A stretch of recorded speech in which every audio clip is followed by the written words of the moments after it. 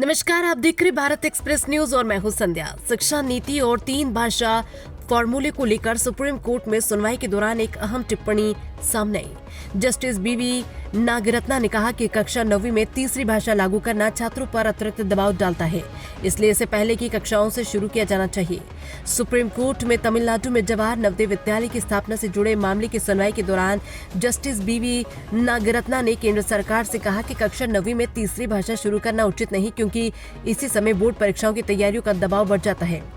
उन्होंने सुझाव दिया है कि यदि तीसरी भाषा पढ़नी है तो कक्षा 6 से इसकी शुरुआत की जानी चाहिए, ताकि छात्रों को इसे सीखने के लिए पर्याप्त समय मिल सके।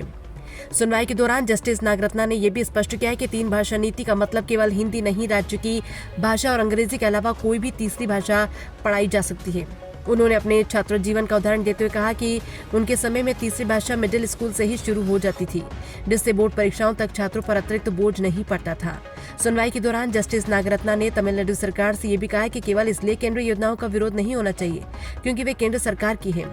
उन्होंने कहा कि छात्रों के हितों को प्राथमिकता दी जानी चाहिए। ये मामला तमिलनाडु में नवोदय विद्यालय खोलने और राज्य की 2 भाषा नीति से जुड़े विवाद पर सुप्रीम कोर्ट में विचाराधीन है।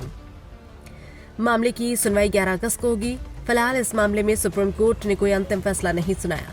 जस्टिस बीवी नागरत्ना की ये टिप्पणी सुनवाई के दौरान की गई मौखिक टिप्पणियां हैं। अंतिम निर्णय अदालत की आगामी सुनवाई के बाद ही आएगा। फिलहाल के लिए इतना ही। देखते रहिए भारत एक्सप्रेस न्यूज। नमस्कार।